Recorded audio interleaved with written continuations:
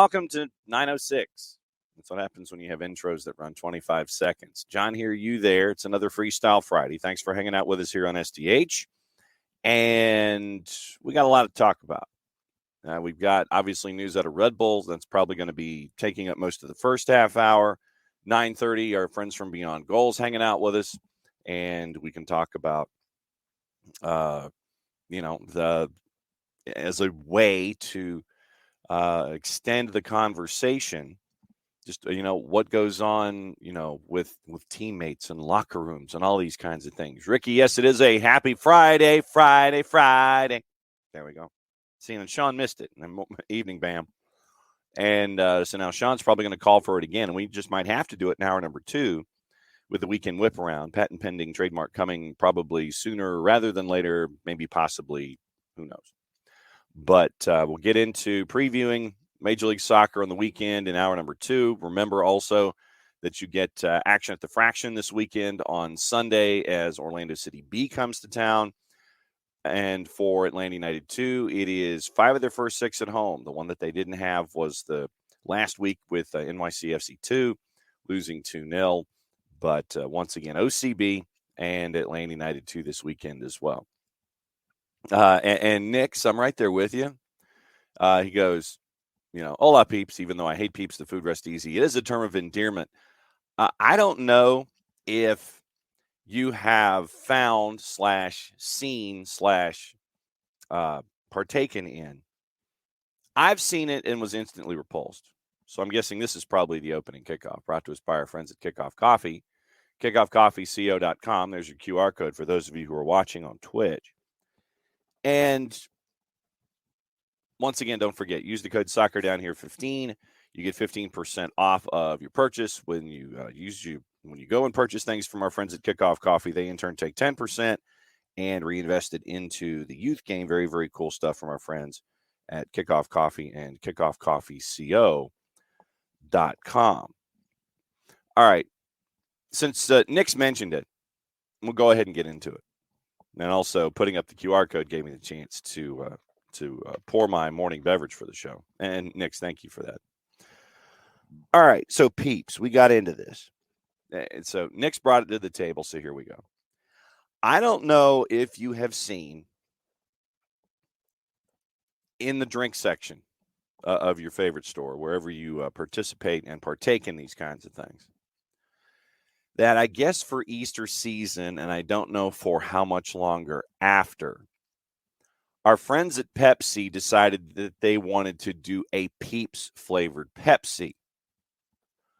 I was instantly repulsed by the idea. I, like Nick's, am not really a fan of Peeps, the Easter candy, whatever you call it, because, yeah, seriously, Niall, if you go into the drink aisle in stores, there is a Pepsi that is flavored yellow. The can, I know exactly. The cans of Pepsi are colored yellow on the outside. Peeps flavored Pepsi. I'm not lying. When I saw this, and like I said, Niall, yeah. Well, I mean, and that's the thing, Coco. This is, Coco is like Peeps flavored Pepsi. Maybe man has strayed too far. And I would concur with that statement. But it's just, you wander in. Niall is tempted to try it. And I would warn you just on general premise about it, just a thought, just be very careful when you're thinking about it. But the notion of, and we see them in our fast food restaurants. No, yeah, I know it's a big KFC. I have zero interest in Peeps flavored Pepsi. Zero. But it's just you wonder. You wonder what the conversations were like in the office at the long rectangular table with the glass windows around it. Hey, let's try to do something for our Easter audience. Peeps, how about that? Peeps to me, yeah. Niall, your innards As a young and impressionable college student, this Nile is like, I need to try some of the bizarre flavors that Coke has. There's a difference between bizarre and trying to expand your marketplace or monopolize the marketplace, one of the two. And Coco, yeah, this is my point. How many people had to approve that before it got put to production? Every one of them needs to get a new job performance evaluation.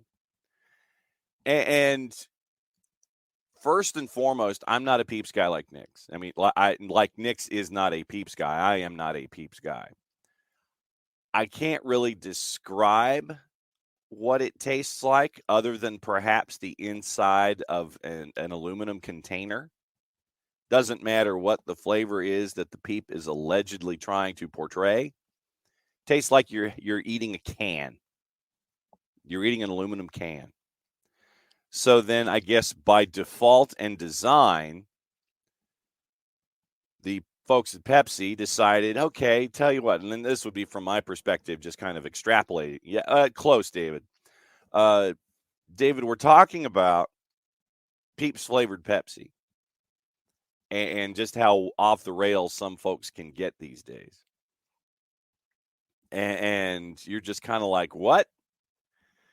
And, for the holiday season, for the Easter season, they decided that this was a good idea. But how many people had to approve this?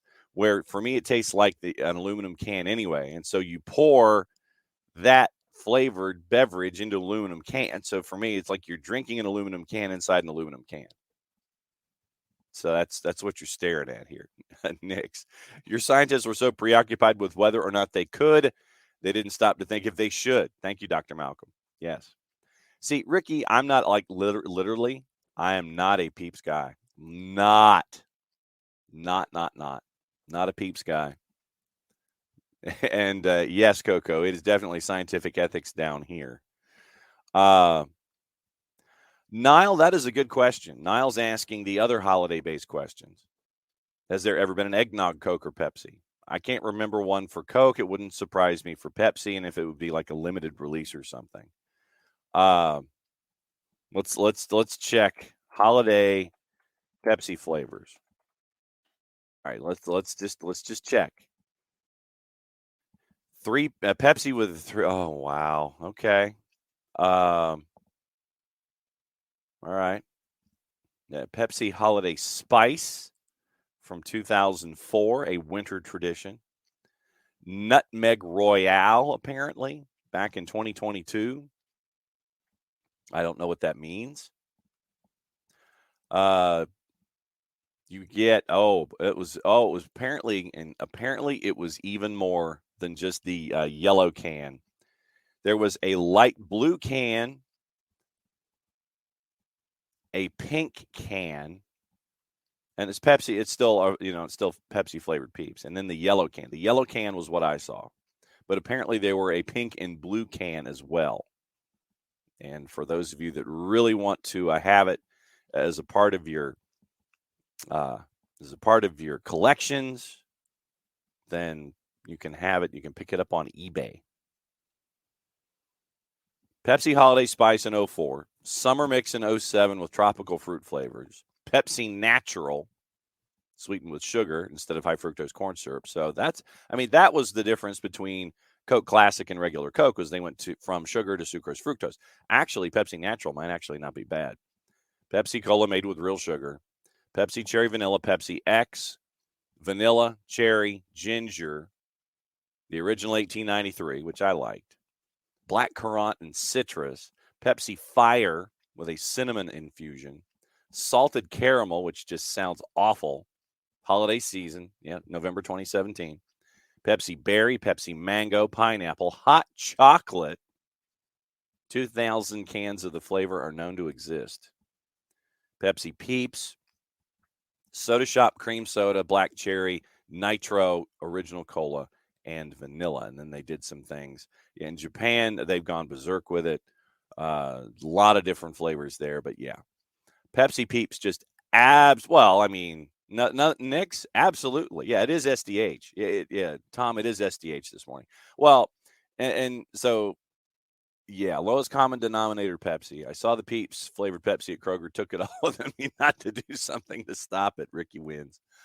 Um, Need eggnog White Claw. Santa Claus. Thank you, David. Very good. Um, Pepsi changed their logo again. It is soda down here. Yeah, I mean, Nile, it would be some of the fastest videos that you've ever seen. Bundaberg ginger beer, according to BAM, is where it's at.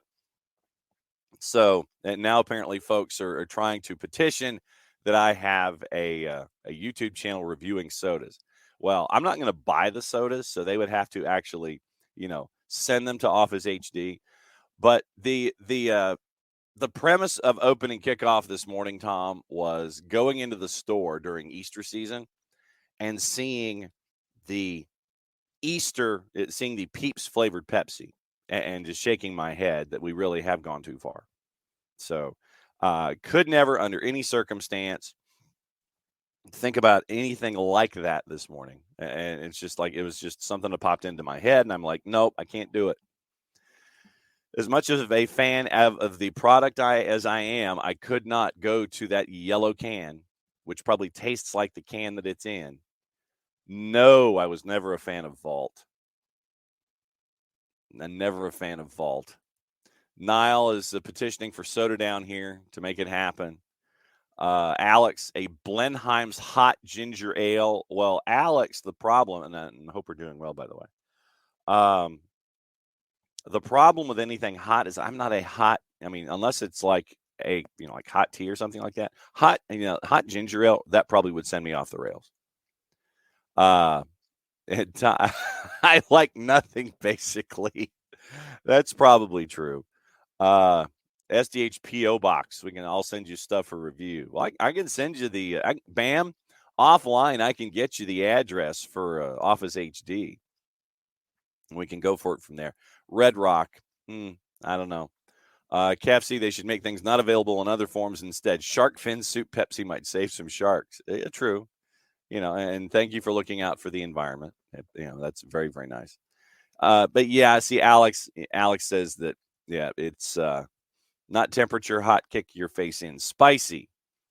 Ricky with Red Rock ginger ale is like drinking lava rock. See, I can't do that. I just can't. Literally, I would take the first sip, and my mouth would be. It'd be like the Geico gecko after he's eating the wings, and do it that way.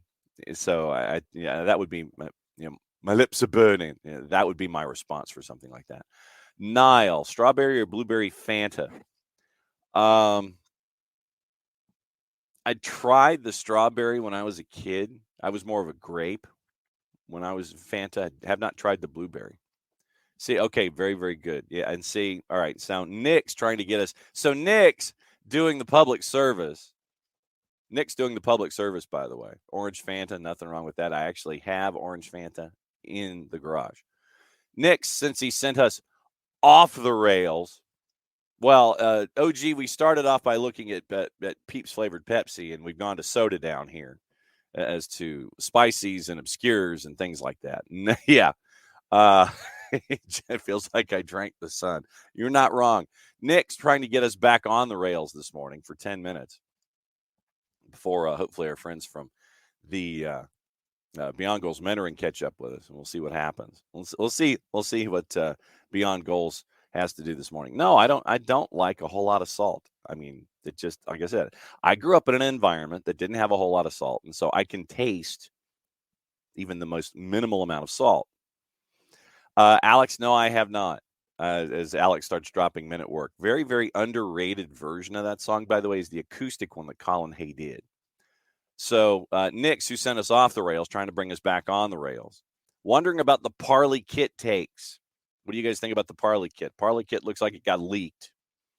And then, so what is the opinion of the Parley Kit for Atlanta United?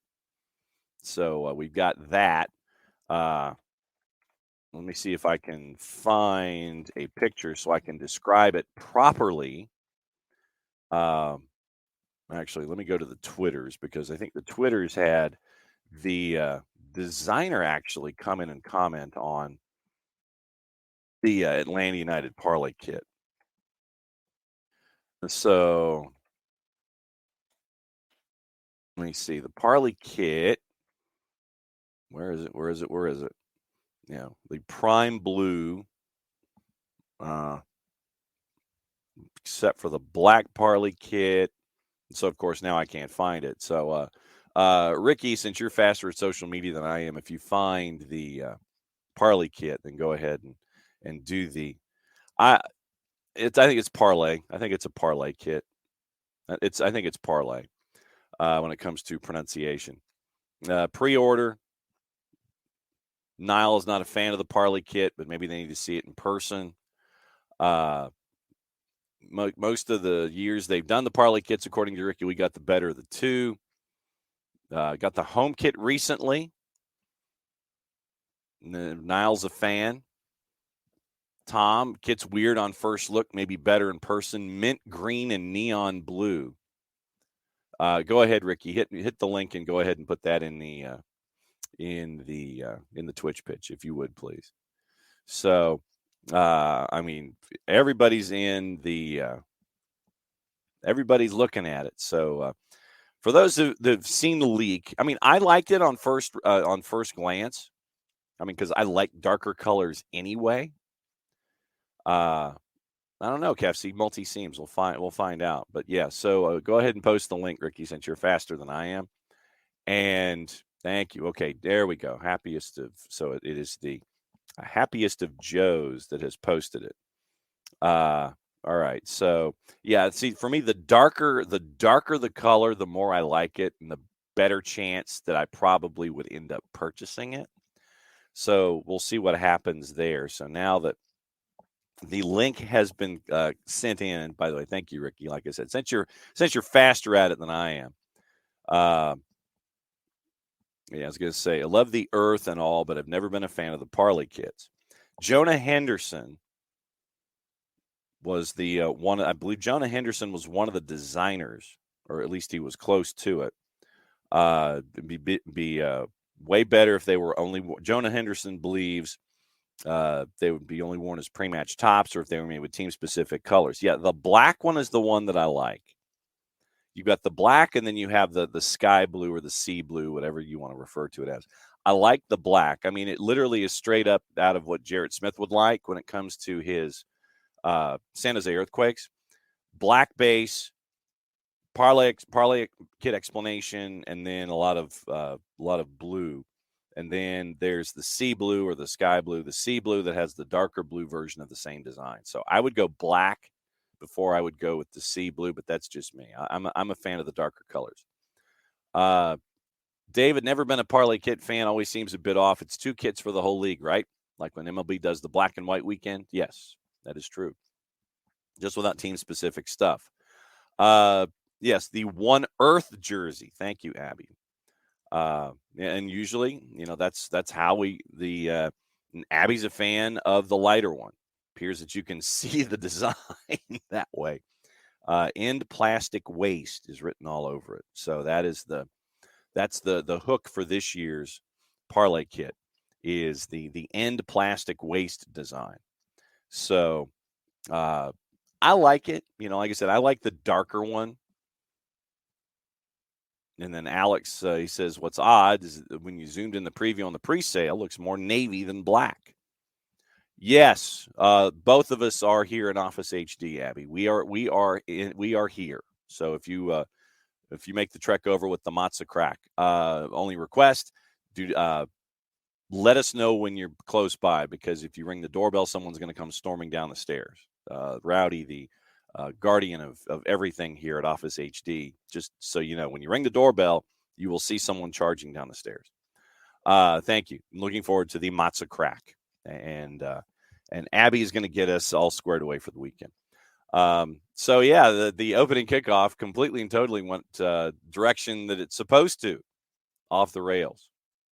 That's the opening kickoff, brought to us by our friends at Kickoff Coffee, kickoffcoffeeco.com. And what you can do is use the code SoccerDownHere15. You get 15% off your purchases. And thanks to everyone who has been purchasing so far. And they, in turn, take 10% reinvested into the youth initiatives. Very, very cool stuff from our friends at Kickoff Coffee and kickoffcoffeeco.com. So that's what we're staring at when it comes to the morning. We're staring at Peeps Pepsi. We're staring at the parlay kits. Land United Fan TV with a link that has been posted by. Okay, yeah, that to me is that looks black. The darker one looks like it's black with sky blue stripes on the shoulders, sky blue or sea blue team logo and sponsor logo, and the end plastic waist is in all dark blue with a black jersey. Yeah, so I mean, I like the black. I like the black one more than I do the sea blue. So that's where it's going to be. So, looking at Ricky betting get the full announcement on Monday, and so Miles is going to be captain.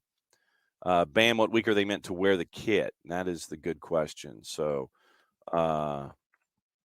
let's see what Major League Soccer says about wearing the kits. Is there any kind of official release yet when it comes to what they look like, rating all the jerseys? The Prime Blues were released like in May, but trying to see if our friends on the Reddit have any idea. Not seeing anything involving a particular date yet when it comes to the wearing of the parlay kit. So we will keep an eye on that. Emilio, she's got the 21 version, light blue, darker blue with the weird V-neck. Don't like black for the premise because it reminds me of the oil spills like the Valdez. Okay, that's Parzival likes the topographical lines that I'm assuming represents the ocean floor. I think that you're right. I think that looking at that Parzival, I think that that's what that looks supposed to be, is the either waves or topography or something like that. Like I said, I can get into the black jersey. I can get into the black jersey with the sea foam or the sea blue stripes and lettering. I can get into that one. So, but usually for me, I will wait a year and see if I can pick up something. If someone didn't want it or something like that. I know the parlay kits are the ones that they partake, and they are gone pretty quickly. So, it looks teal, kind of teal green. Happy 5-Stripe Friday, Joe Boss. 23rd, thank you. More green, yeah. Seafoam, and like I said, now that we're getting into color down here and that kind of stuff. The 23rd, okay. Exactly. Earth Day. Okay, got it. Earth Day, right there with you. And Alex and Bam going back and forth about pricing with Australian, transferring over from Australian dollars to everything. No, I'm just low gearing it today. Last year looked like Cincy. No, Abby, I'm just low gearing it because it's been a lot of talking this week, and when you go and you call matches and things like that, you want to kind of preserve your voice. Now, I will probably not do a lot of talking when we're off the air today. Probably won't do a lot of talking tomorrow. But Sunday, when the twos are back and we talk about action at the fraction, we can talk about that kind of stuff. I have seen the future, and the future involves a captain. Now, let me see if I can see if technology will function, and I won't break everything because we have our guest from Beyond Goals.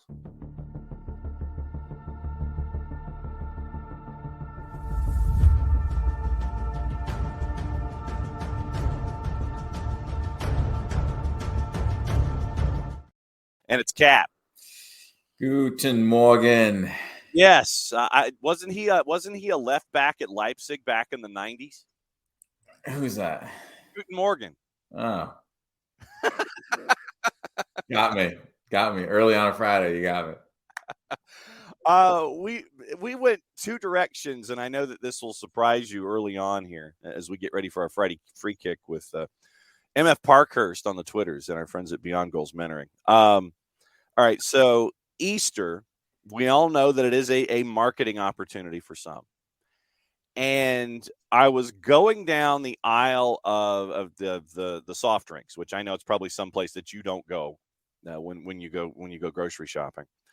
And Pepsi had a Peeps flavored Pepsi for the Easter season. I was instantly repulsed. I don't know what your thoughts are on Peeps in general or Pepsi or Peeps flavored Pepsi, but we kind of went off the rails about maybe Pepsi went just a couple of steps too far with their marketing. Peeps in general are disgusting.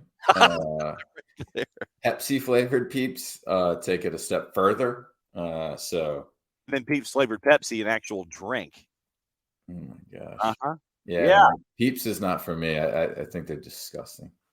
Because, I mean, for me, it tastes like the aluminum can that if you poured Peeps into a Pepsi can, it would taste like. So basically, you're drinking what tastes like aluminum in the first place inside an aluminum can. So that was one of the things that we were getting into this morning. And the other one, apparently, the parlay kits have leaked. And, once again, Atlanta, I like the darker version. Kind of looks like topography of the surface when it comes to the seas and things like that. How many of your jerseys over time have you kept from whether it's promotions or teams or things like that? How many of your jerseys in your career have you kept for one reason or another? I've got at minimum one from each team, but more than that. I probably have at least two from each team that I've played on. I kept all my Champions League jerseys when I played in Champions League in Europe, that is, not CONCACAF. And then a bunch of national team jerseys. So I've probably got, 15-ish of my own jerseys. Okay. Now, are they all framed or are they just hanging in the closet? Actually, that has been one of my things that I've needed to do. It actually is like outfit somewhere in the house to frame stuff. I have very, very little in the house. Like, you wouldn't know there was an ex-professional athlete that lives here in the house unless you came and saw these random two balls behind me. So I need to put some jerseys up, but just haven't figured out where and when and how to do that and all that stuff. So okay. So folks want to know what the golf hole is on the wall behind you in the frame. Yeah, common mistake. That is actually a corner flag on a soccer pitch. Okay. And the Wake Forest soccer field. A teammate of mine at Wake who played in the league for a little bit and is a photographer, he took that picture, and like the writing on the side of it is, paraphrasing here, but something like our biggest lessons at Wake Forest were here on the soccer field. Okay, got it. Very, very cool. Yeah. We've got a couple of things to talk about from the past week with Major League Soccer, one involving Atlanta United, one involving Red Bulls, and I want to kind of steer the conversation from those items in the news to mentoring and how you can have conversations about these things. First one, let's talk about Atlanta United. And Brad's now out 10 to 12 weeks. And when you lose a captain like that, I guess we can go any direction you want. It was the second week in a row that Brad got trucked. Second week in a row that there wasn't a card. And it sadly opens the door for players when they see a center ref not respond, as I think that they should in these situations. When you saw what happened to Brad, what went through your mind about A, the incident, and B, the after effects? Well, for first live, I thought he was making, milking it, making the most of it because he's a goalie and it's Brad. And, so that was my first instinct, like, oh, he'll be fine. And then, as he got to, continue to play on, you thought, oh, escaped something there. So, got lucky. When I watch it, I don't think it's a dirty play. I don't think there's any malice in there. I think the guy's making a play on the ball. It's, I can't even think of the defender on Atlanta United that was right there sliding in as well. Purata was going with Purata. So it's just a real difficult situation. That's, anytime goalies come out of the box, when they're running one way, defenders and and attackers are running the other way, it's just dangerous. So it's really just unfortunate. Gutted for Brad is, obviously he worked tremendously hard to get back this year off a bad injury, and now he's got to deal with this one. And he's really a guy that hasn't dealt with many injuries. He said that, when he got the Achilles. So it's a tough one, but he's got a good mentality about all this stuff. So he'll come back, as fast as possible. But, it's still a big loss for the team. Obviously, we saw last year that, it didn't go too well on the defensive side. And obviously Miles was out as well. But the goalkeeper position is important. And they make up a lot of points throughout a year if you have a really good one. And so, it's a big opportunity for, I think it's going to be Westberg. So, you got to hope that he comes in and plays well. And at the same time, Brad has worn the captain's armband, and you lose that voice back there when you lose a captain and that element of vocal backing that is there for you. He's telling folks where to go, telling folks what to do, that force that's back there. And obviously, it'll be interesting to see who's going to be wearing the captain's armband going forward.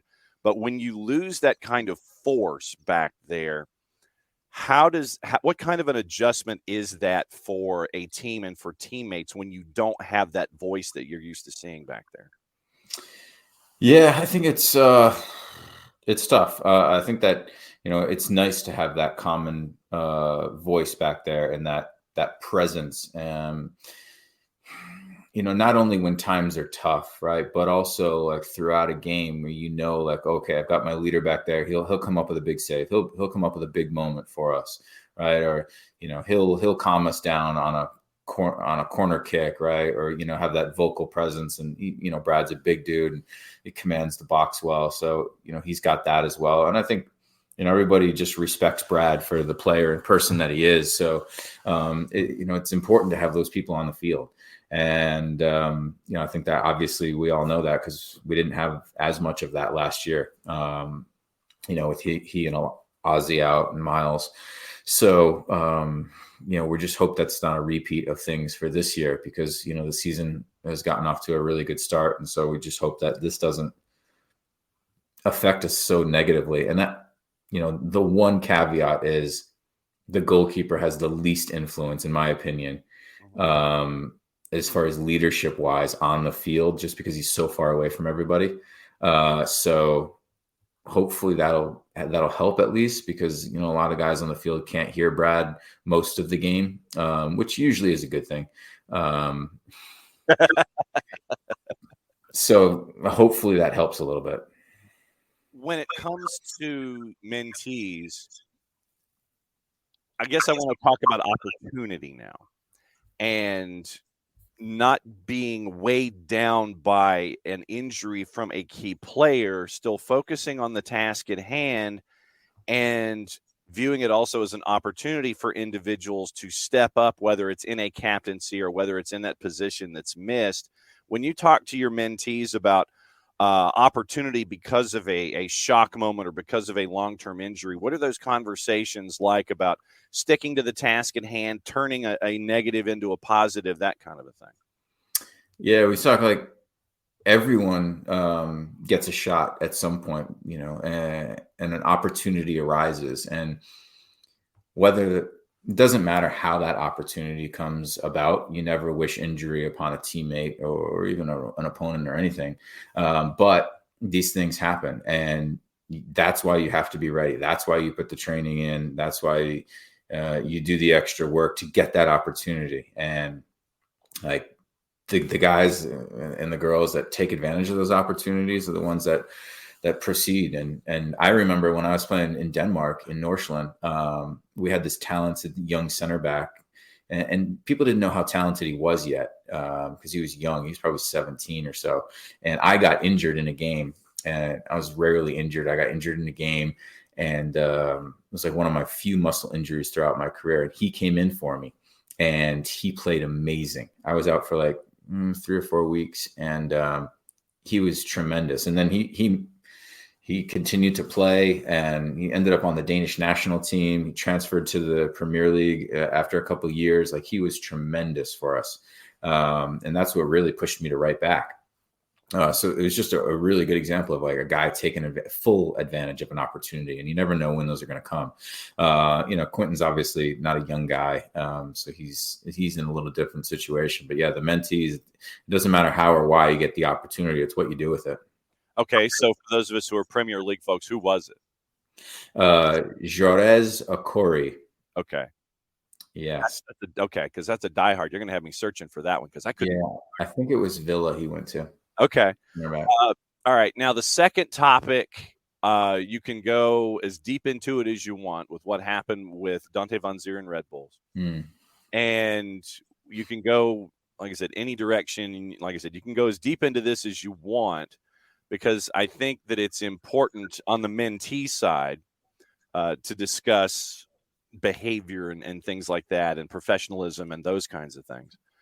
But as that situation has developed now with Red Bulls, with Van Zier, as a professional who has played in this league, what were your reactions to what we saw out of Red Bulls? Whether you were looking in, it was on your chats or texts on Saturday, as the story has evolved, as the Dante Van Zier story has evolved with Red Bulls, what have been your thoughts there?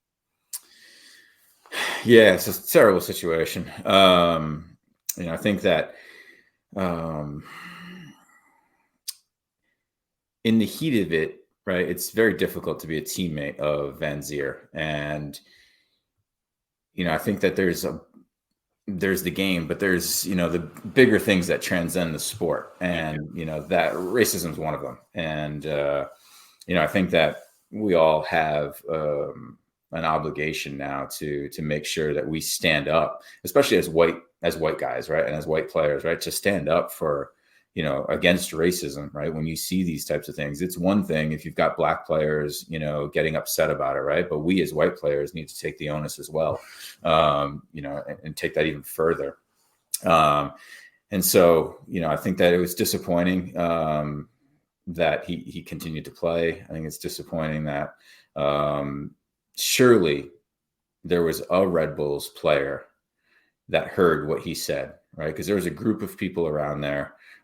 Surely, and now I'm forgetting his name, the San Jose player. Jeremy Ebobisse.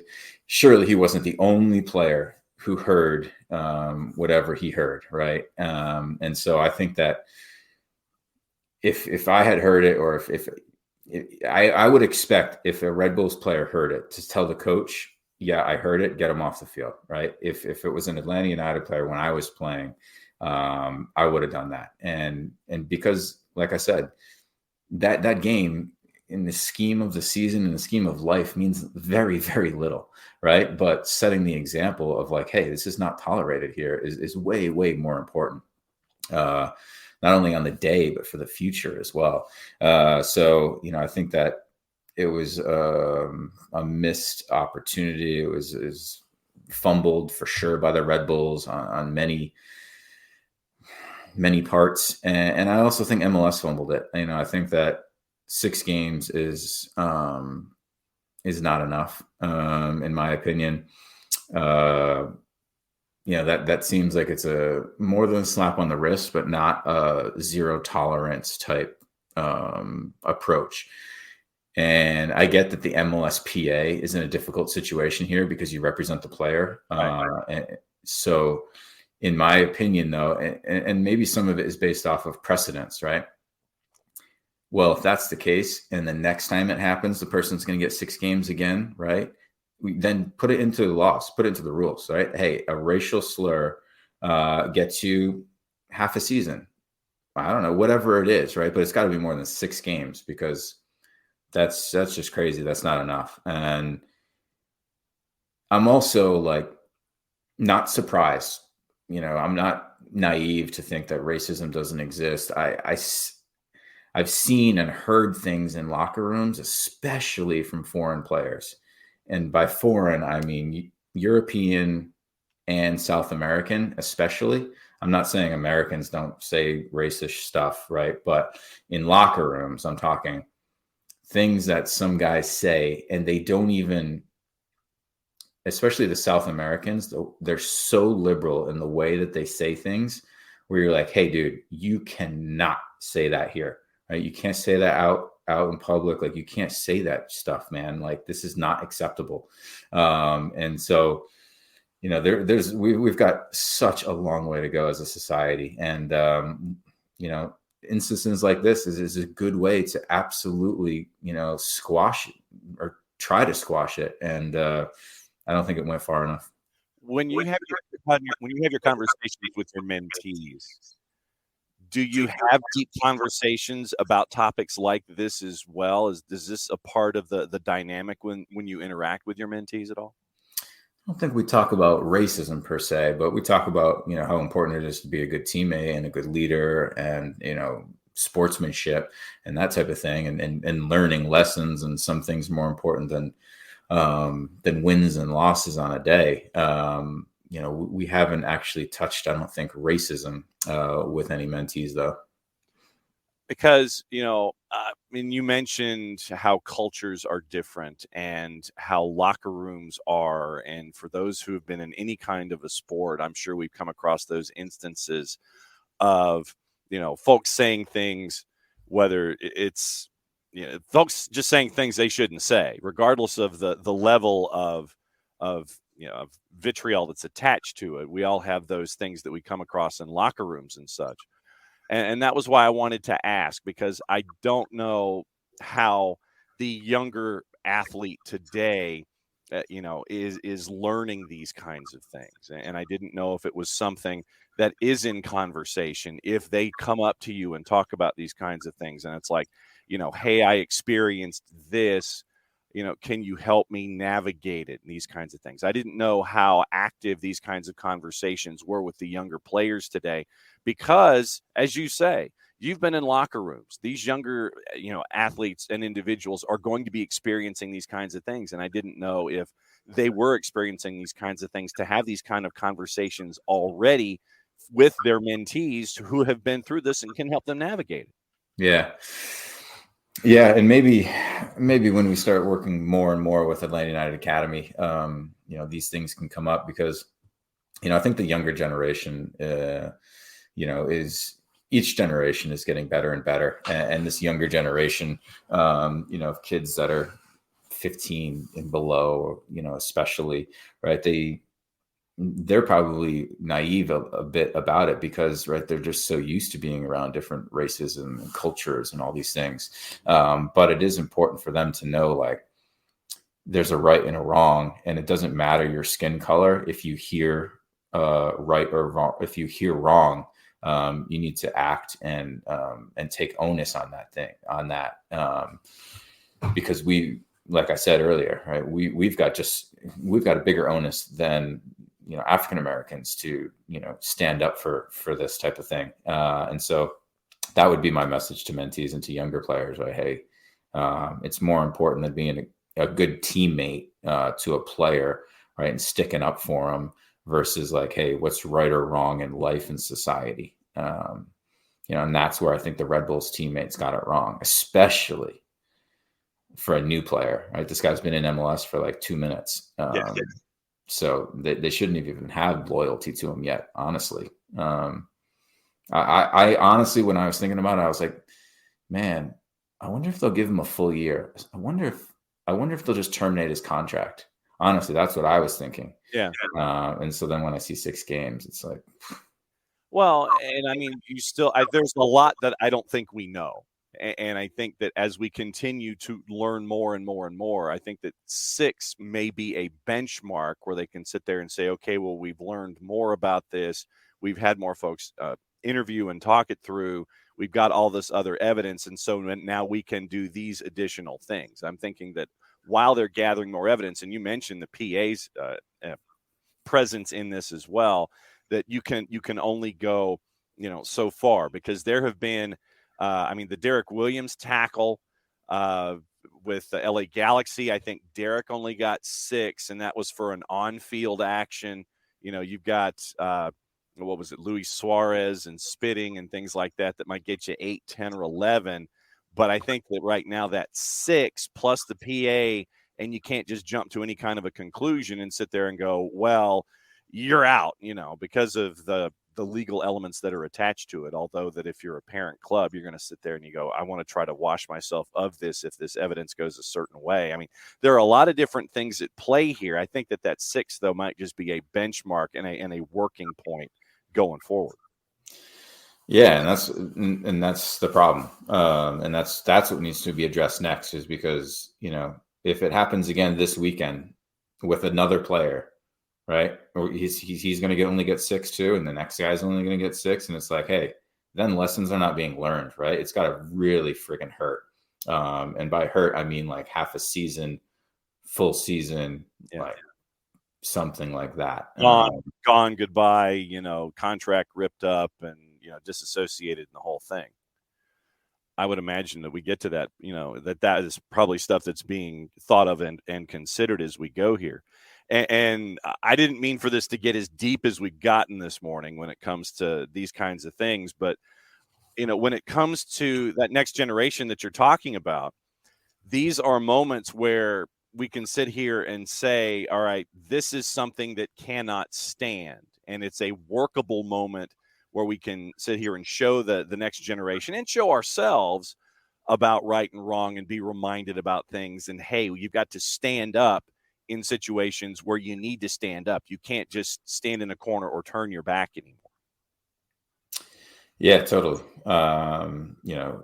It's on us as a society to get rid of this, right? And if it's just Black people that are out there fighting for it, right, it's not going to happen, right?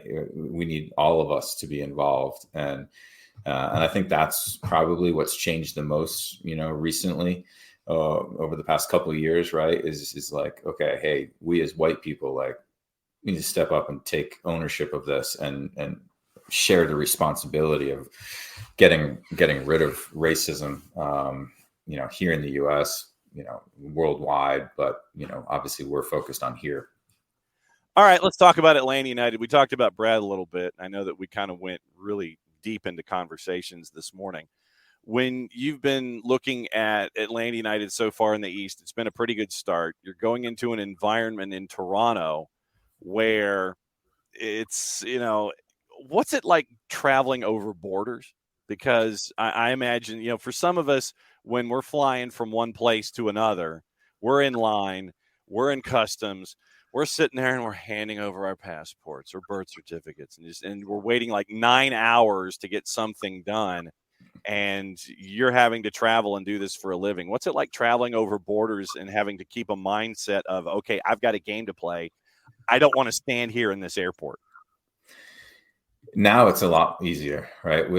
Because anytime we flew private into Canada, it was so much easier. And now the teams are all flying private. So it makes it so much easier. A lot of times they'll just bring somebody right there. So as you're deplaning, you can show them your passport and do that thing, and you can just get straight on the bus and go.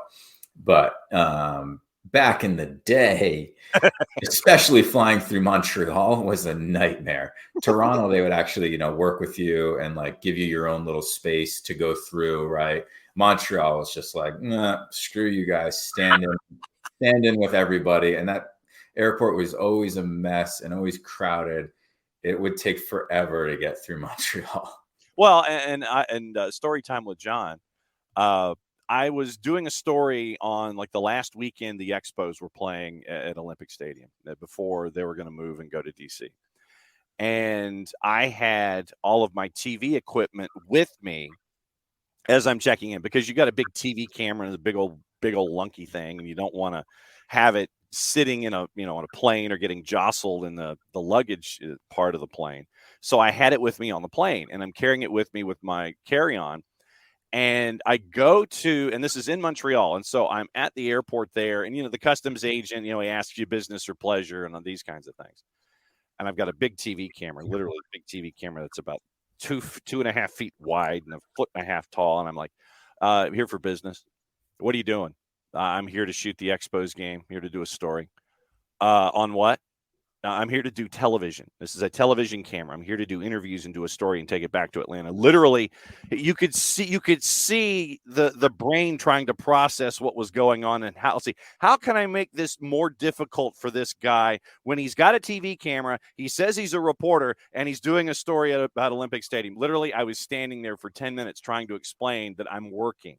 This was not a fun trip. I'm working with TV equipment here. Sounds a bit shady, John. I don't know. Yeah, TV camera. Yeah, I'm just here having fun, and I'm lugging a 20-pound TV camera with me to have fun on the whole thing. So yeah, I am right there with you. Was Montreal the toughest airport and the least cooperative airport you've ever flown into as a pro? Yes, without a doubt, the worst. I mean, even through international duty or international play or anything like that? Yeah. Wow. Yeah, Montreal's the worst. Wow. All right. So, all right, let's remember Toronto here. When you go into Toronto, what sticks in your mind about Toronto FC, playing at BMO, those kinds of things? What Atlanta United memories do you have, or Columbus? Cold and windy. I feel like that the stadium's like really close to the water. I feel like it's always windy there. And obviously cold, but a good atmosphere. Stinks that you have to wait for 2 national anthems. But Toronto's, they're an average MLS team right now, if I'm being completely honest. So, as a fan looking at it, I'm like, Atlanta United can go there and win. Losing Brad, I still, doesn't change my picture of that, of like, no, you can go there and win, right? And we saw that when Toronto came to the Bends and sat back and let us have it, and obviously we tied the game 1-1, which is disappointing, but we're a better team than them. But when better teams don't always win, but we should. So it's like the whole Marshawn Lynch thing. I'm here just so I don't get fined. Basically, that's what Toronto was like. Yeah, we're just showing up. We're going to get the point. We're trying to get out of here in one piece. Yeah. With Toronto, it's like I have, and this one last thing, I guess, before we go, because I don't want to keep you into any kind of stoppage time. But it seems to me, ever since Bob Bradley came back from Swansea, where he got screwed, and I'll be the first person to say it, that 85 days you're promised a January window and you don't even get that. That he's had a chip on his shoulder about wanting to prove that his way is going to work. Damn the torpedoes. I'm going to do this, and that's it. And he's been incredibly stubborn with his approach at LAFC and once again at Toronto FC about how he wants to do things. It's just that Bob Bradley seems like he's got his head down and he's trying to just do things one way, his way, and whatever the results are, the results are. Yeah, and he had success at LAFC, and I'm honestly really surprised at his lack of success with TFC so far. And I know that he's had some injuries and stuff, but they're an old team. When you look at like their roster, like it's an older team, and they're going to fight for just making the playoffs, I think. So yeah, there's a lot of work to do there around that roster, and he's, I would assume got a big voice in that. So it's on him that it looks the way it does right now. Okay, so what's the latest with Beyond Goals? What's going on with you and Greg? Trucking along. We're making good progress with Atlanta United, so we're kicking off a bigger and broader partnership with them, which is awesome. Very cool. And we're excited about that, and still doing a lot of individual work. So it's been really good. Playoff season here in Georgia for high schools, and we were covering it. I spoke to a team yesterday that's got they're actually a team from Texas, and they got a Final Four game this morning, so they were all pumped for it. Nice. All right. So Matt Parkhurst on the Twitters, at BG Mentoring on the Twitters. Cap, thanks for handling some tough topics this morning and trying to put it into a mentoring prism for us. Thanks for hanging out as you always do. We'll catch up with you in a couple of weeks. Sounds good, John. Enjoy the weekend. Abster, I would be for no more national anthems before games. There you go. So, Abby, you have your answer. Cap, we'll see you in 2 weeks. There he goes. Michael Parkhurst. He's out the door. And so it's always great to have Michael Parkhurst and Greg Garza coming on and catching up with them when it comes to what they're doing with Beyond Goals Mentoring. Very, very cool stuff here. And that's your Friday free kick here at SDH. And since it is after 10 o'clock, that means one thing. And so once again, take the music out of loop. Take the music from 50 down to 14, I guess. And we'll hit rock and we'll read a promo. For odor-free, clean, fresh air, one place you need to go. It's a Lemonize service. QR code over my left shoulder for those of you watching on Twitch. Lemonize service deodorizes enclosed spaces like houses, apartments, and condos. They've created a customized solution that eliminizes all organic odors, including those like pet cigarettes and food. Realtors and property managers use a Lemonize service to eliminate bad odors to help them sell or rent their homes that much faster. It's a turnkey process, makes it easy to work with said realtors and property managers. Kind of the environment we like that. A very green way of going about things to get rid of toxic residue or odors or any of those other bad things. Different than Febreze or those other masking agents that we have either below us in the sink or above us in the cupboard. Because when we reach below the sink or above us in the cupboard, take out that masking agent and you spray it in the air. There's a reason they call it a masking agent, because you're just masking the odor. You're not attacking the problem like our friends at Lemonize do with their proven scientific formula. Pricing one of two ways. Either by the cubic foot or parts per million to come up with a price that's affordable for you, offering results in 24 hours or less. If you have any questions whatsoever, frequently asked or otherwise, this is why you go to the website, and this is why I pick up my pen. The website's lemonize.com, but do us a favor here at SDH. After the .com, go /Atlanta, so they know what part of the world that you are addressing them from, so they can help you with your issues. So your full homework assignment, ELIMINIZE.com/Atlanta, lemonize.com/Atlanta, Lemonize service to get rid of all of your odors so you can have odor-free, clean, fresh air. Lemonize service, proud sponsors of everything SDH on a Freestyle Friday. There you go. Grades, as always, are welcome, and reading and all these kinds of things. So hour number 2, we know what that means. Hour number 2 is time for the Weekend Whiparound. And what we do with the Weekend Whiparound is we go over all of the games.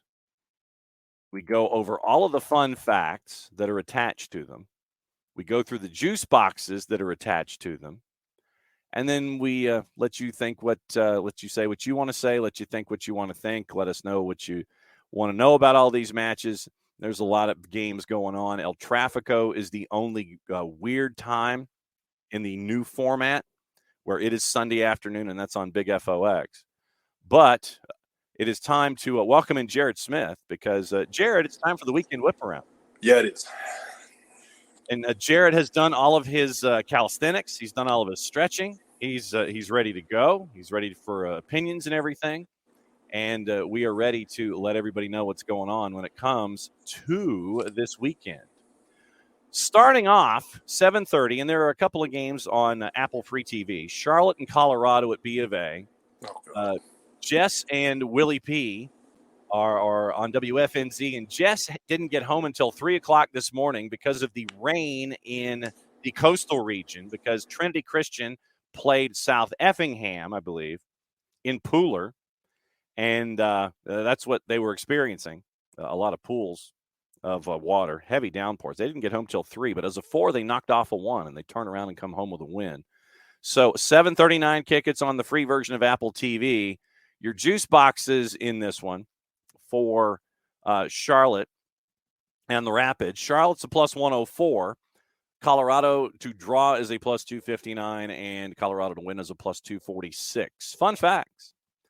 Charlotte FC and Colorado played a scoreless draw in the only previous meeting between the sides in April 2022 with the Prairie Dogs. The draw was Charlotte's first away point in MLS, only draw in their first 15 league matches. Their 3-match unbeaten run, winning 1, losing, and drawing both, ended with a 3-1 loss on RSL on Saturday. Charlotte returns home where it lost only 2 of its last 6, dating back to the end of last season. The Rapids earned their first win of the year 1-0 in Kansas City on the team's 3rd goal of the season. Colorado's just the fourth team in MLS history to score 3 or fewer goals in their first 7 matches of a season, but the team they beat, Kansas City, is one of 2 to score fewer. They've only scored 2. Karol Swiderski, his goal against RSL on Saturday, Charlotte's first from outside the box this season. Charlotte has taken an MLS high 78.1% of their shots from inside the box, as Swiderski is responsible for 6 of the 17. And Diego Rubio scored Colorado's lone goal in their win over Sporting on Saturday on an assist from Darren Yapi. First goal the Rapids have scored since September that was not assisted by Michael Barrios. What say you, Jared Smith? Well, Charlotte's coach talked about patience the other day, about trying to get everybody in the right position. Right. Seems like a bad time of the year to be having that conversation. Personally, when you got the off season to do that, and then guys were kind of all over the place, and you kind of got experimental with stuff. That being said, I'm inclined to lean Charlotte on this one. Mm-hmm. I want to see if give me a couple more games. I want to see if getting that first goal kind of like loosens Joswiak up a bit. Yeah. Like, I don't think he's going to be what they expected it to be, but I think he can be still a productive member of their little society on the field. And getting that first goal might be what gets the monkey off his back, metaphorically speaking.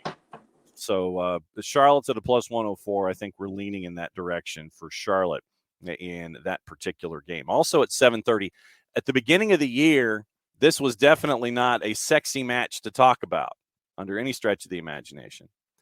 But at 7:39, Columbus at 4-2-1, hosting the Revs, and Shooter will be watching intently, who are 5-1-1 at the Death Star, free on Apple TV. Your juice boxes in this one, Crew at a plus 108, your draws a plus 237, the Revs are a plus 258. Fun facts from the Death Star. Last 4 meetings between Columbus and New England have ended in draws. Only 3 matchups in MLS history have played 5 successive draws, with one involving the Crew, Chicago, and the Revs with Portland, also Dallas and Houston in 17 and 18. Columbus has won 3 straight, outscoring opponents 12-1. The 12 goals equal the most in a 3-match span in a single regular season in club history, while the plus 11 goal difference is their best in a 3-match span in a single regular season. Revs 4-0 win over CF Montreal on Saturday, 5th victory in 7 matches. Just the second time in club history, New England's won 5 of their first 7 to begin a season, posting a record of 6 wins and a draw back in 2005. Lucas Zelarayan attempted 4 shots, scoring once, set up 4 chances. He's attempted 218 shots, set up 204 chances for teammates in regular season play, the only player going 200-200 since he's joined MLS in 2020. And New England's 4th goal against Montreal scored by Giacomo Vrioni off a goal kick from Georgi Petrovic. Petrovic, the first Revs keeper to record a primary assist in an MLS match since Matt Reese against Sporting in 2011. What say you, Jared Smith? Death Star. Well, okay. I mean, Wilfred Nancy has quietly, and I guess because it's Columbus, Ohio, quietly gone about his business. And Joey Saputo, I don't even know if Joey Saputo is looking at what's going on in Columbus. He's so locked into what's going on in Montreal. Man, Joey Saputo had a really good situation and then decided he didn't really want a good situation. Mm-hmm. That's what it feels like. Mm-hmm. And speaking of Joey Saputo, Montreal and DC are on MLS Season Pass at 7:30. Your juice boxes in this one from Stade Saputo. You have a CF Montreal at a minus 101. Your draw and DC United at a plus 261. Montreal is 1-5. DC is 1-4-2. Montreal, fun facts, Montreal won both of their matches against DC last season. 1-0 in October at home. Only the second time Montreal swept a season series against DC, doing so in 2017. They've never won 3 straight regular season matches against United. CF Montreal, soon to be Impact, probably, maybe, hopefully never at this point. They've lost 5 of their first 6, equaling the fewest points they had at this stage of a season in club history. They had 3 back in 2014. Of the previous 11 teams to have exactly 3 points through 6 matches of a season, nearly half went to make the playoffs. DC's got 5 points through 7 matches. 7th time they've had 5 or fewer. at this stage of the year. DC came back to make the playoffs 3 of the previous 6 times, including 96. CF Montreal's been outscored 9-0 in their last 2 matches. Second team in MLS history to concede at least 9 times and score none in a 2-match span. The minus 13 goal difference, worst after 6 matches in league history. DC's lost 10 of their last 13 away from home, dating back to July. Failed to score in 10 of those 13. What say you, Jared Smith? This should be an amazing slap fight. And I like slap fights because they occasionally, when 2 teams that are not great get together, occasionally they get really drunk together and they do really stupid things. It could be sloppy and stupid. Give me DC, but not with confidence. But I'll take DC. So I'll go slap fight. I'll take the under in a slap fight. How about that? On free TV on Apple at 7:30, it is Keith and Mo calling Atlanta United in Toronto, which means we bring in this guy. What's up? Jason Longshore, hanging out with us to discuss Toronto and Atlanta. How long do we have you this morning, first and foremost? About 20. Okay, so we'll first off, I have to ask Jarrett, were you describing a soccer match or were you describing a college party with your last assessment? It's DC and Montreal. I mean, it could be either. Just checking. You could have taken that and you would have been describing like house party or something. What they're going to do might not be soccer. Although, hey, this one might be one to watch anyway, just even if you are not a sicko like myself. This one might be fun to watch anyway, because if Montreal wins, you're going to want to hear whatever Hernan Losada has to say after the game. You're going to want to make sure you got the notifications on his Instagram account for sure. He has his own Instagram account that he's regularly posting things on? We've talked about this before, yes. Okay. All right. Obviously it slipped my mind, but what else is new? He's going to cut a promo probably. And he has been a little salty occasionally with some comments and captions on Instagram. Okay. I'll have to follow him on Instagram now. All right. So now that you're here, we can talk about Atlanta and Toronto. I guess first question is what's it been like up there at the Children's Healthcare of Atlanta training ground from your observations this week? I mean, it's been training, it hasn't really looked like a team that is going to be missing its 6 due to a red card or its goalkeeper for 10 to 12 weeks due to an incident that should have been handled differently by the referees. I don't know if any of that's going to get talked about this week by Pro or in the definitive angle or any of their videos. I've heard that, and Doug Robertson mentioned it yesterday at media. He asked Gonzalo Pineda about it, that the Ibarra Sands one is going to be talked about, and I would assume the video, because I mean it's a big incident where it was given a yellow one way on the field and it's given a red the other way. I've said it all week long. Like, you can justify the red card. If you appeal, you're not getting that back. Like, you can find justification for the red card there. That's not hard. It's a really weird play in the sense that the initial collision is given a yellow card one way, but when you look at the replay, it goes red the other way. And really the only difference is who got who. And it's not even that Sands played the ball first. He accidentally touched it first because he jumps in and catches it with his plant foot. It's like the blooper that you would see when somebody's going to jump in to shoot and they hit the ball off their plant foot and they swing and they fall down. In this case, they collided with somebody who helped them fall down, but that's why the ball wasn't there. It wasn't that Sands touched it away to go get it or anything like that. You have to take the full context into consideration when you're talking about this. Red card to Ibarra, look, you can give the red card there. That's completely fine.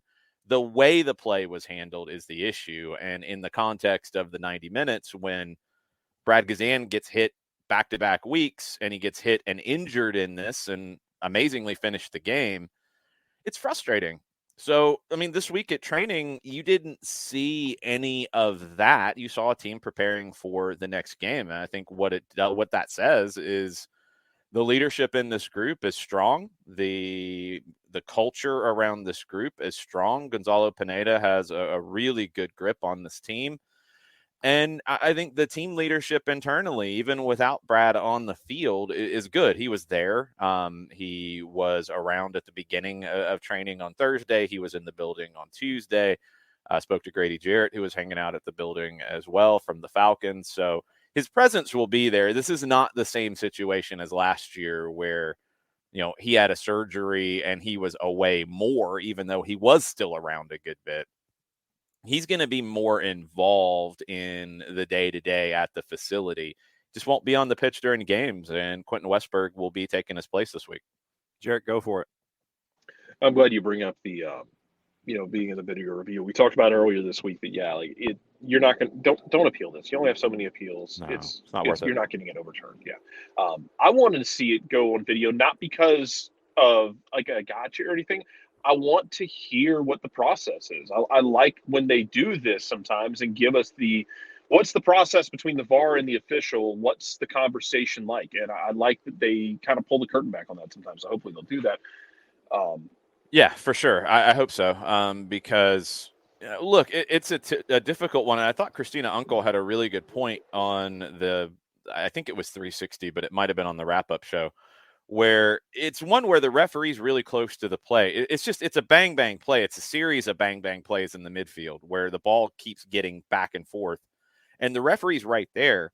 But when you're so close, and I don't think there was anything he could really do to be further away. I think it's just the nature of the play. You don't get the full context when you're that close. Like you're right up against it, and I don't know if he saw, I'm assuming he didn't see the ball come off of Sands' left foot. And that's why he called it one way initially. And then you look at it, it's anytime you go in for a challenge strong, you're running the risk. And anytime you don't get to the ball and you go in for a challenge, you're running a risk of a card. And whether that's yellow, red, it depends. So that's the nature of the job. That's the nature of that position. It's the nature of playing in the way that Franco Ibarra does. And the thing that I do not want to see happen is the narrative flip, which is very unfair. Franco Ibarra and his physicality has been a huge asset for Atlanta United in 2023. And just because he is late to a ball that Sands misplayed doesn't mean that his physicality is an issue. And that needs to not flip. That narrative, that cannot change. Jarrett, go for it. If you had a follow-up, go for it. No, I guess he doesn't. I guess not. So now that we know Quentin Westberg is. Oh, now he does. Okay, go for it, Jarrett. What's on your mind? Oh, what? Yeah. So the game's actually in Toronto this time. Do you think Toronto actually wants to play this time? It depends on kind of where they are, because they've had a bunch of injuries. They don't have Adama Diomande. He's listed as out again. Lorenzo Insigne is upgraded to questionable. I can't see him starting. Can he play? Potentially, but going up to questionable, and we have not heard from Bob Bradley yet. I'm guessing they're doing their pre-match media today, unless they did it yesterday and didn't post anything, or nobody covered it, because I haven't seen anybody talking about it either. So, they're kind of stuck, and credit to Bob Bradley, Jarrett, because we talked about it last year, and we talked about it kind of towards the end of LAFC, where it felt like they plateaued a little bit. Bob got stubborn there for a while in the idea that he wanted to play his way, and he was not going to deviate, and he was going to be wide open, and he did not care what you thought, and he did not care what he had defensively to protect it. Well, this year, maybe that chip on his shoulder has finally disappeared from how he was treated at Swansea, because I really feel like that's where it started. He's been a little more pragmatic, and he's had to be, because you've lost Insigne, you've lost Diomande, you haven't had much in the attack. You're really relying on Bernardeschi to pull rabbits out of the hat, and you've had to be more difficult to break down. Now they did, and Bob is the guy who's going out and getting these players as well. They did address the defense in the offseason. They brought in Matt Hedges. He is out due to concussion protocol this week. That's going to hurt them. They brought in Sean Johnson. They brought in Petretta, who I really like on the left side. This is a much better defensive team.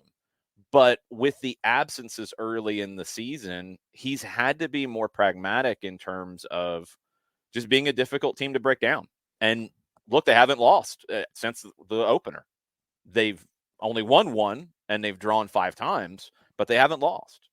And we can't criticize Bradley for being, I think, too wide open and too stubborn in terms of changing to get results, but then not give him credit for doing that in a situation where I think he's had to. They'll get better in the attacking end when he can get guys healthy and on the field, if that ever happens. But right now, they're having to grind a little bit, and they're difficult. I mean, it's a 4-3-3 that turns into a really narrow 4-2-2-2 defensively a lot of times, with Osorio tucking in. You've got Kay and Cervania, who are really providing a lot of the running in that midfield, keeping Michael Bradley on the ball as your point person there.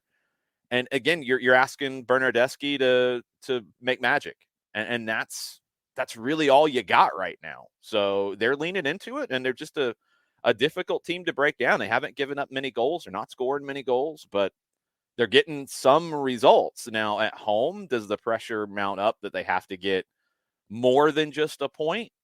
Yeah, I think it does, but I would also think that the fan base is understanding, and maybe the media base as well is understanding of the predicament that he's in without Insigne for this long of a period of time, and without Diamande. Akinola hasn't gotten the job done up top. We've seen DeAndre Kerr up top a decent bit, so he doesn't have a lot in the attack to work with at the moment. So he's getting what he can out of what he's got to work with, and it's a step in the right direction. It's just you got to eventually score more goals to win more games and be where Toronto expects to be. With Quentin Westberg in net, how different is he vocally, stylistically than Brad? We know that Brad is that bombastic presence at the back. How different is Quentin when it comes to his communication and what their expectation is back there? Quentin's vocal, he's not the same kind of vocal as Brad Gazan, because I don't know if anybody is. Brad is a different animal when it comes to being vocal and being a big presence. But Quentin has a presence. And when you play as long as he has, and you've done all the things in your career that Quentin Westberg has, this is not somebody who's been a career backup in MLS. And I don't know if that's been the perception. This is a guy who came up in the French footballing system. This is a guy who played for the U.S. at the U20 World Cup. He's got tons of experience. He's a very traveled, cultured guy. And I think he brings a different kind of feel to the position. He's not as big as Brad Gazan. Crosses, he's not going to be the same presence, but he's a great shot stopper, and he's very good with the ball at his feet. That's how he was brought up playing. So he was a little bit ahead of the curve in that way in terms of being a goalkeeper who would be involved in the buildup. So you're going to have no changes in that sense, in the sense that, let's say Toronto steps up with 2 and presses. They do go into that 4-2-2-2, and I don't think they're going to press super high, but they will defend with 2 up high with the forward and Bernardeschi, because they don't want him tracking back on the wing. Okay, that means Atlanta's going to have to build with 3. You can do that a variety of ways. That could be the 6 dropping in between, which is what we've seen at times, but honestly not that much from Atlanta United in 2023. It could be one of the fullbacks tucking in to create 3 versus 2, but it could also be Quentin Westberg stepping up and being the third man, or creating a diamond at times to give you 4 versus 2. So you've got a lot of ways to play it with Westberg in terms of that side. You know, the question is just he hasn't played a competitive match of the season. So the question is sharpness. The question is what comes down to that. But I think he's a guy who has been in the situation. He gets it. He knows what he has to do to be ready for a match. This isn't someone who doesn't have that experience.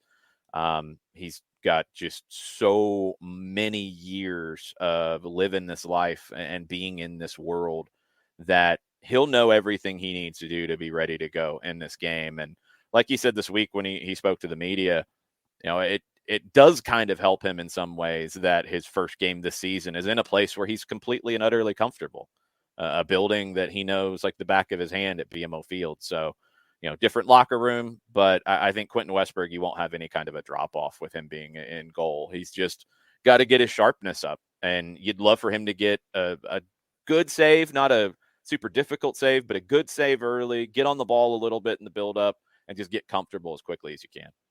Jason's hanging out with us till the bottom of the hour. Jarrett, go for it. And so, looking at the other side of that for Atlanta, for guys missing, no Parker Ibarra in this one. How were you lining up that midfield, knowing? And I know we do this a lot where we have these conversations about, hey, do you adjust yourself for who you're facing, or do you trust who you are? Do you trust who you are? Is it just for you? Is it just a like for like of Santiago Sosa drops in and maybe Mateus Soseto, if he's healthy and ready to go, slots in, and then you just go? Well, I feel like if that's the idea, you're forgetting about how good Amar Sejdic has been. And Amar flies under the radar a lot of times, but he is someone who, in New York, we saw him flying into tackles. We saw him physical when he needed to be. Created the first goal in Charlotte with it. Yeah, that's different. I mean, that's anticipation side of it. I'm talking like getting stuck into tackles and being a physical presence, which is something that Ibarra has brought. It's tough. It's a tough decision because you've got a lot of different ways you can play it. We saw Hosechu play the 6 before. Do you want to have him there thinking you might dominate possession in this one? However, Toronto is a team that wants the ball as well. So do you need someone like Sosa, who is probably, and I don't think this is a clear-cut answer, but probably more accustomed to being the 6 and being defensive when needed and being more of that, linchpin on the defensive side of the ball. You need to think about that because I don't know if this is a game where you have 60% of the ball. I think it's a game where you can have the ball because I don't think Toronto is going to step up high. And I think Atlanta can dictate that. But is that Sosa? Is that Hosechu sitting deep? I think Sejdic keeps his spot. I think Sejdic stays as the 8. The other question, Thiago Almada trained yesterday. Almada did have a knock late in that NYC game. Don't believe there were any issues yesterday, but he didn't train on Tuesday. So there's always that lingering, like, is he maybe limited in terms of minutes? I would think he'd be available to start from everything that we've seen. I didn't notice any issues with him moving around yesterday. So that makes you feel pretty good, but you're going to be careful when it comes to Thiago Almada. So if you have to limit minutes for him, then okay, you have to plan for that. Johnny Fortune's name always comes up in the situation. He's someone who's going to continue to push for minutes. So you have a multitude of options in the middle of the park to replace Franco Ibarra. And for me, it comes down to if you think you're going to be on the ball 55% plus, maybe more like 60% plus. Can you get away with Hosechu as the 6, Sejdic as the 8, Almada as the 10? Or do you feel like Toronto's going to have their spots and have their opportunities, and you need Sosa, who is the more defensive-minded, maybe the more comfortable in the position, to sit deeper, be able to help you in the build-up and drop between the center backs? That's something that's natural for him. Do you need that more? And that's what it comes down to for me. Hosechu has played better in 2023 than Sosa. Sosa hasn't had a whole lot of opportunities to play. Had a huge play at Yankee Stadium, clearing one out of the 6-yard box. He's been better every time we've seen him, I think. The Columbus game, he was not good. He's been better every time we've seen him since that. But Hosechu was really good till he got hurt. And then Sejdic came in and took the spot, and Sejdic hasn't given it up yet. So which way do you go? I think a lot of the things that we didn't see in training this week are probably going to determine that, and also how Gonzalo Pineda predicts in his mind and his staff how this game goes and what he needs out of that position in this match. Go for it, Jared. Okay. And I'm glad you mentioned it because I've been trying to drive this point home that as he comes back into it, as good as Sejdic has been, Pozzetto hadn't done anything to lose the starting spot. No, he was great. Injury. So yeah, I thought he had done exactly what I thought. He was kind of one of those guys for me this year. He needed to prove something, and I thought he had absolutely started that on the right foot. So hopefully he's able to stay healthy, and we'll see how they line it up. But I've been trying to drive it home that he hasn't done anything to lose a starting spot. No, but neither has Sejdic since he got it. So I know it's a good problem. Yeah, it's a really good problem to have, and it is something that you got to manage minutes. You do have an Open Cup game coming up where you'll be able to maybe get some guys different minutes and figure that out. But Yeah, it's tough. This is where the coaches really make their money, and the whole staff, because you've got to keep guys pushing forward. You've got to keep that competition strong. You want to reward players where you can for hard work and training, but you also got to put the best team on the field to win games. So that's all a balancing act, knowing that probably at some point this season, you're going to need Mateus Josetu to start a run of games. You're going to need Santiago Sosa to start a run of games. You're going to need those guys ready to go when the time comes, and they've got to be right physically, but they've also got to be right mentally too. One non-Atlanta United question from Kefsey before we go over broadcast plans. I know it's another busy weekend. Kefsey wants to know if you think that Kai Kamara is going to catch Landon Donovan in career goals. No, I don't think so. The question when it comes to Kai Kamara, it always gets to a point where things don't end well where he's at. And how long it takes for that to happen in Chicago it's in the back of your mind, because, I mean, it happened in Montreal in preseason this year.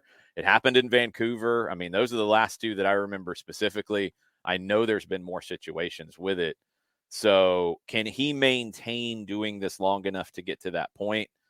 I don't think so. I think what he's doing and his game last week, amazing. At his age, just amazing. But for whatever reason, things always turn sour with Kai Kamara everywhere he's been in MLS. And Chicago has to be almost bracing themselves for it. Chicago, I mean, they were sitting on Kasper Shabilko, who just has not done anything there either since he arrived. And how all of that plays out with a team that is starting to invest in a training facility and the big picture when it comes to the Chicago Fire, I don't know how long Kai Kamara is part of that big picture to get to that point, to get to Landon Donovan's record. I don't think it happens.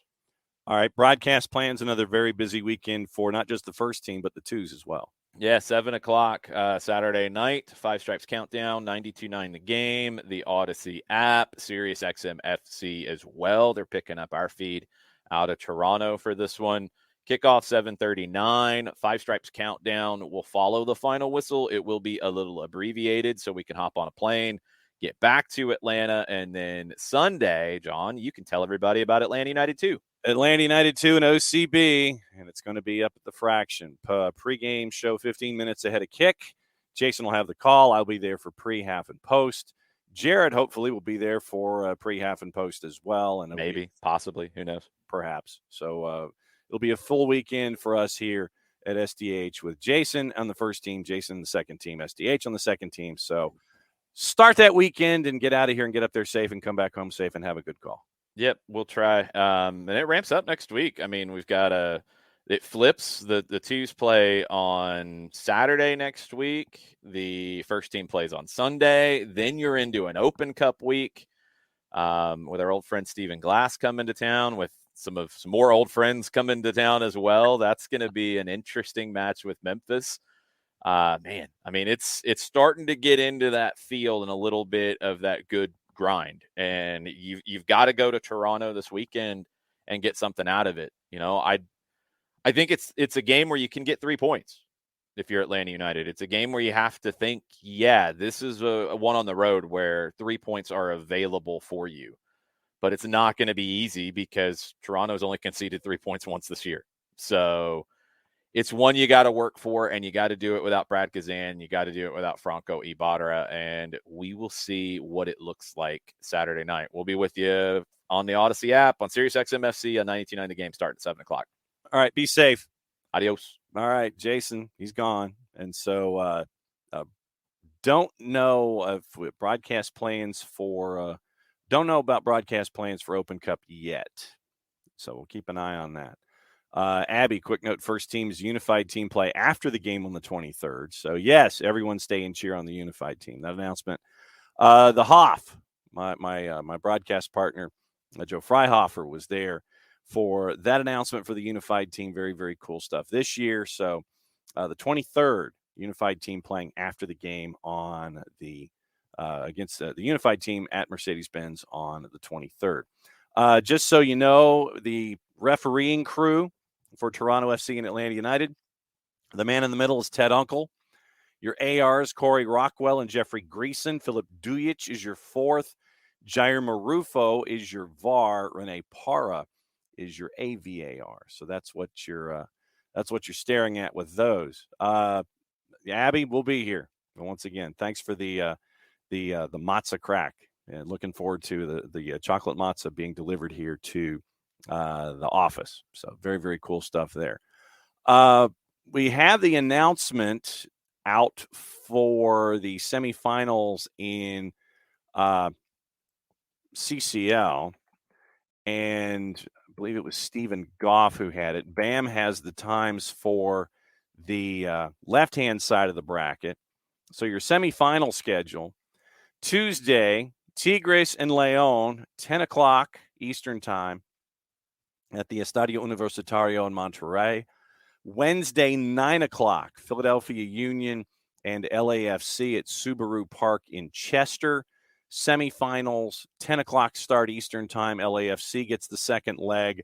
And at 10 o'clock Eastern time, León hosting Tigres at the Estadio León in León, Mexico. So Tuesday, Wednesday, April 25th, 26th, the Union hosting the first leg at 9 o'clock Eastern time. Apparently there's a Philadelphia Stars game at 6 o'clock that is part of the programming there on that network. And then May 2 and 3 are your second legs. LAFC hosting at 10 o'clock. León and Tigres, that is also at 10 o'clock. So that is your Turner, Fox will not put in the effort now. Fox will not put in the effort. No. I will be floored if Fox puts in the effort. Yes. So that's what we're staring at with that. So we'll keep an eye on that as we go. Let's see. Where were we in our previews? We were with Red Bulls in Houston. Oh, great. We get to talk about Dante Van Zier. Racism down here once again. Of course, it is. I don't like it being a reoccurring segment. It pisses me off. No, absolutely. Red Bull are at 1-2-4. Houston surprisingly under Ben Olsen at 3-3. 7:39. It's on MLS Season Pass. Your juice boxes in this one. Red Bulls decided favorite at a -147, the largest margin that we've got so far. Your draws a +274. Dynamo on the road are a +423. And ding, ding, ding. Yeah. Ding, ding, ding. Yep. Ding, ding, ding. Uh-huh. Let's take it. Yep. Dante Van Zier yesterday suspended for 6 regular season games for the use of racist language during the match against San Jose, fined an undisclosed amount, required to participate in training and education sessions. And Jared, it was something that we talked about in our production queue pretty much all day and all night yesterday. There's a lot we don't know. And we talked about it with Michael Parkhurst in hour number 1. Yes, the PA has got to be involved to a certain degree. Doesn't seem like anyone is too pleased with that 6 as a number. But I still think that there are a lot of things that need to be discovered and or brought to the fore before you can come up with some kind of definitive statement when it comes to Van Zier and the punishment and the after effects. So let's talk about this. We were talking about this yesterday. That 6 games feels really light. Actually, Jason and I were running through numbers on European games. Honestly, 6 games is a little bit more than some of the European clubs hand out. That doesn't make it okay. It doesn't make it acceptable. It makes it even more tragic, to be honest. I wondered if there's something with the MLSPA, if they got involved, because, again, that's what unions are for. I'd be interested in picking the brain of some of these guys like Luis Araujo, who've played in Europe, who may not have been around like a players union like this one. Because of why they exist. I checked the CBA. It's north of 5 games, so he could appeal it if he wanted to. I would advise you don't. I'd advise you let sleeping dogs lie in this case. Mm-hmm. Because could you imagine if he appeals that and the league says, you know what, 4 games? And Jesus Christ, the firestorm. Not that the league wouldn't, look, professional leagues and commissioners' offices around this country in every sport are more than capable of stepping on a rake sideshow Bob style at a moment's notice. Mm-hmm. I'm assuming this is a huge assumption, that his apology, if you want to call it that, whatever, that he gave in the middle of the week might have helped with the punishment, maybe knocked a game or two off, something like that. But that does not change for me. And here's where the timeline gets weird. Stay with me on this. Sure. Incident happens. Trying to figure out if he's going to stay on the field. 21 minutes of stoppage time. Gerhard Struber is trying to figure out if he's going to take him off. We're still not really sure if the keeper is telling him take him off or keep him on. We do know that Luchi Gonzalez is asking him to be taken off. Doesn't happen for a while. And Struber says that with the information he had at the time, he did what he thought was right. So, for a guy who confessed in the middle of the week, did you boldface lie to your manager and say, I didn't say anything? And then your manager backed you up and then put both of you in an even tighter hole? Or, did you tell your manager, I may have said something, and then he didn't take you off, and then he looks even worse? Like, there's so much room in this entire timeline for somebody's absolutely just screwed the pooch here. Possibly multiple someone's, most likely. But if you're going to give me the confession in the middle of the week and the apology and all that, it does not make up for the fact that you, at some point, probably, lied straight to your manager's face, which is, we talked about this during the week. If you had benched him without confirmation, if you told him without any confirmation, if someone said, hey, they're saying he said something, no one else can confirm it, and if he comes to you and says, I didn't say anything, and you bench him, can wreck that relationship with a player. If the player goes over to the manager and says, I didn't say anything, don't take me out, and then it comes out that he did, that can also wreck that relationship just going in the other direction. Like, it doesn't, it absolutely does not make, like, your apology in the middle of the week does not change the fact that you very possibly lied in the middle of the game about what you said right after it happened, just so you wouldn't get taken off the field in a really tense situation where, frankly, you should have been. And really, that is the beginning of all of this. There are so many different angles that have to be looked at, analyzed, administered to.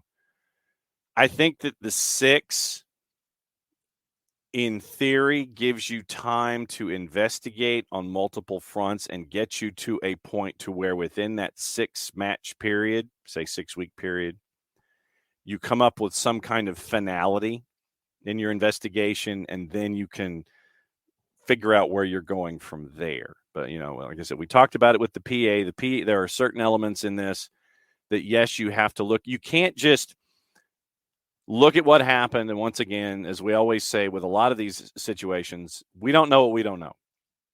We do know that there's that 12-second piece of video that has no sound attached where Carlos Coronel is talking to Gerhard Struber, and Von Zier is off to camera right.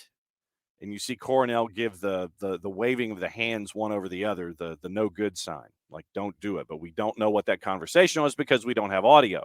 We do have audio of Luchi Gonzalez and Gerhard Struber in a conversation where Luchi Gonzalez, I want to say it was in the 64th minute, where Luchi Gonzalez is trying to encourage the removal of, as it turns out, Von Zier from the match. Von Zier played another 15 minutes. So we have all of these things that have to be parsed through before we figure out what really, and to Coco's point, an absurdly high chance there's the other shoes to drop in this whole thing. Yeah. Yeah, probably. And that's where I think that this 6-week period gives you that chance to go searching at DSW to try and figure out where those other shoes are. So I think that's where we are here with this. So like I said, there's a lot we don't know, but somebody lied in a very bad way in all of this. And yeah, a shoe's going to drop. Also, just because I talked about it yesterday on Twitter because someone asked about it. Look, I mean, also keep in mind with a players' union involved, with contracts. I don't know how his contract is written. If this is like a morality clause they could get out of, Right. Or if it's a behavioral clause or something, because there's a very good chance that if you tell them, "Oh man, you have to just cut him," in a cap league, Yeah. that's a bold move. It Mhm. might be a necessary move, but it's still a bold move, and that doesn't change that fact. You know what I mean? Yes. And it's also not as clean cut of, we'll just cut him and then get the money back. No, that's not the way contracts work. No. It has to be. It's going to have to fit specific stipulations. Yes. So that's where Red Bulls are in all of this. There's obviously a lot that has to be gone through, and we will obviously keep an eye on it and continue to report on it as it goes. But that massive plus 430 number is what we're staring at the very least, at the plus 274, where Houston is concerned. We talked about Toronto and Atlanta. The other 730, NYC hosting Nashville. NYC is even money, plus 100. Nashville's a plus 277. Your draw is a plus 245. And Nashville on the road and Nashville scoring goals going to the Bronx. I've got to go with NYCFC in this one just because of what we saw last week, Jared, and what we've always seen in the Bronx. I'm going to go against you. Okay. I'm going to take Nashville because Nashville has started finding goals by people not named Hani Mukhtar. Okay. Does that continue? I don't know. Third base. Thank you. But very good. It's what they needed to do. Can they keep it up? Man, I hope so. I don't know if Hani Mukhtar is going to pull another amazing season out of his hat. Maybe. It's very possible. But getting goals from other players has been exactly what they needed, and they've done exactly what I would have asked them to do. So, yeah, give me Nashville in this one.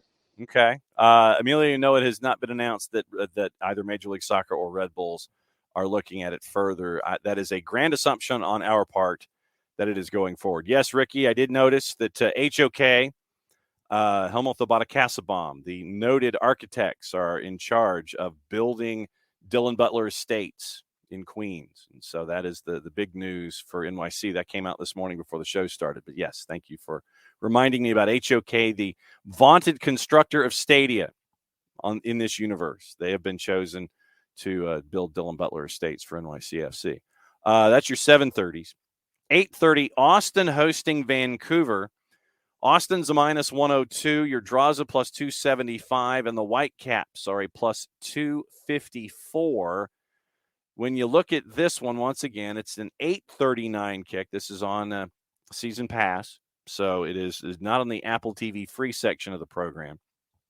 But right now, Austin 2-3-1, Vancouver 2-2-3. Vancouver played in the midweek in CONCACAF Champions League. That's why I'm leaning Austin in this one.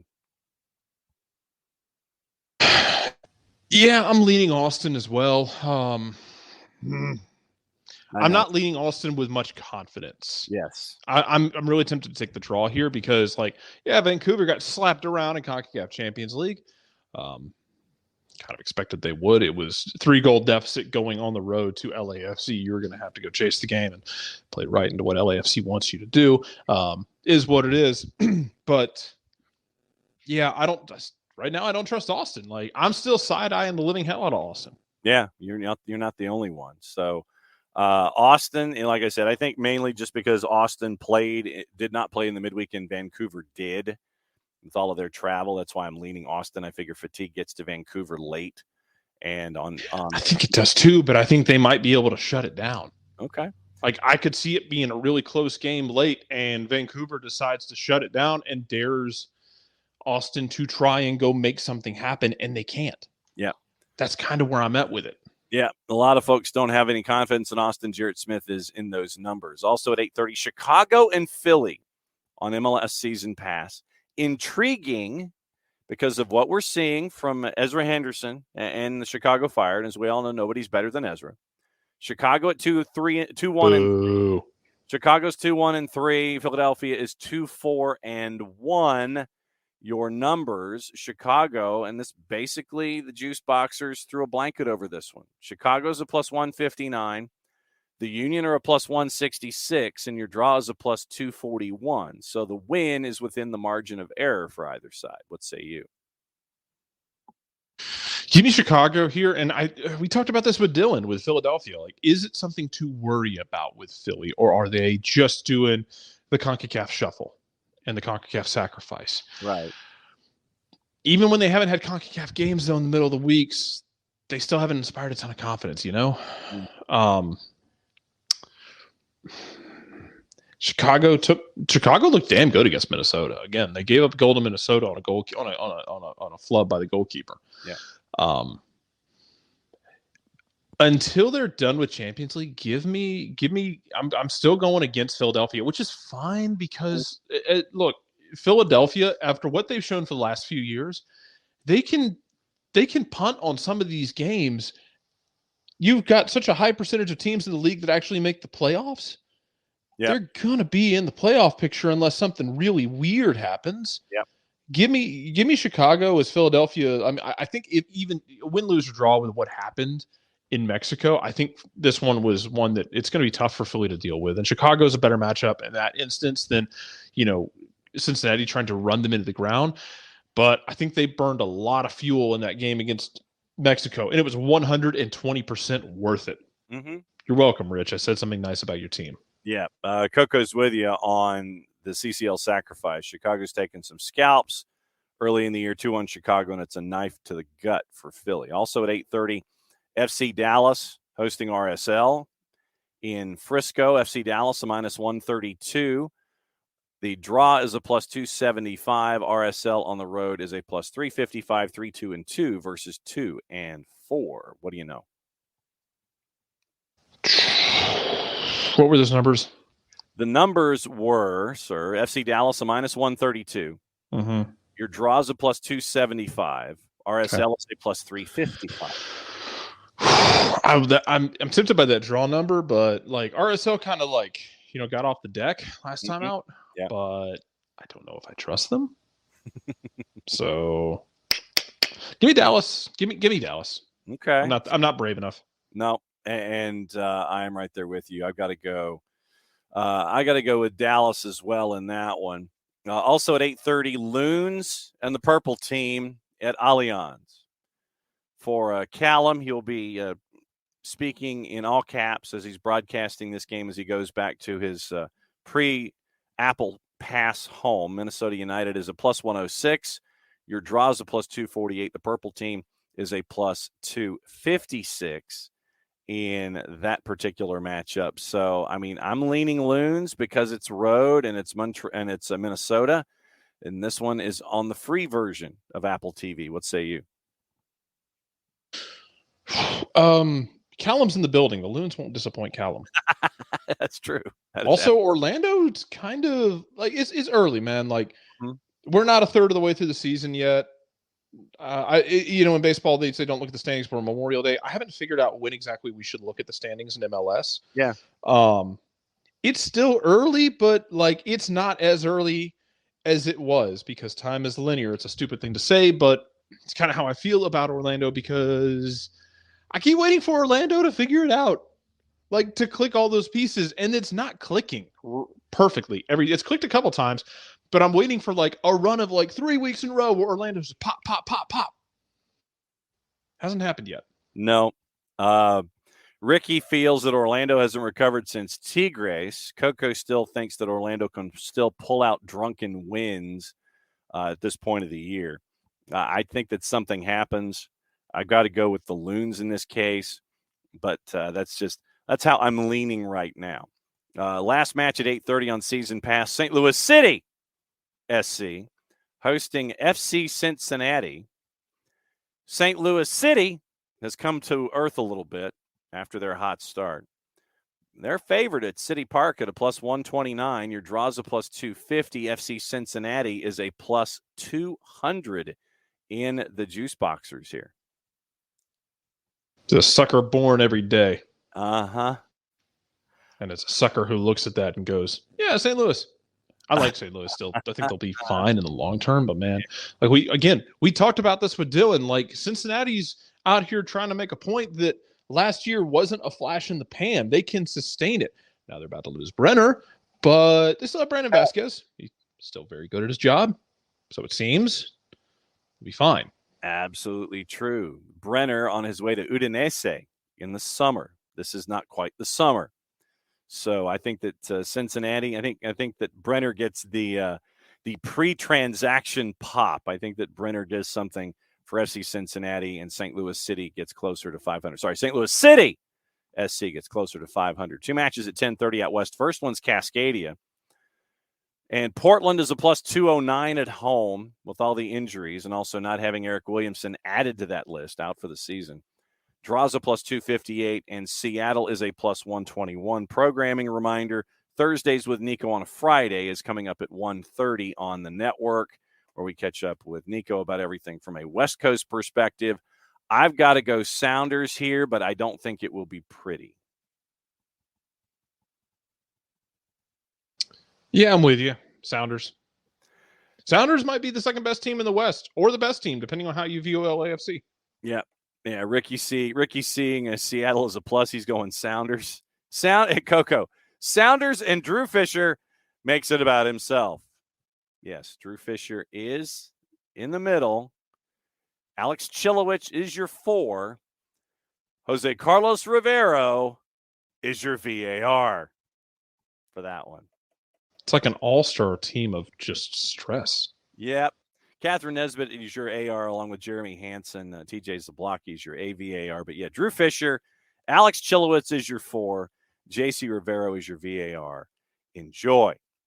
Also at 10:30, your other matchup, Jarrett, your Quakes hosting Sporting. Quakes are a plus 112. Your draw and Sporting basically about the same. Draws a plus 245, and Sporting is a plus 240. Sporting could not score in a house of pleasure with a fistful of $50 bills. Bam says that the Sounders match will have 3 season-ending injuries, no cards.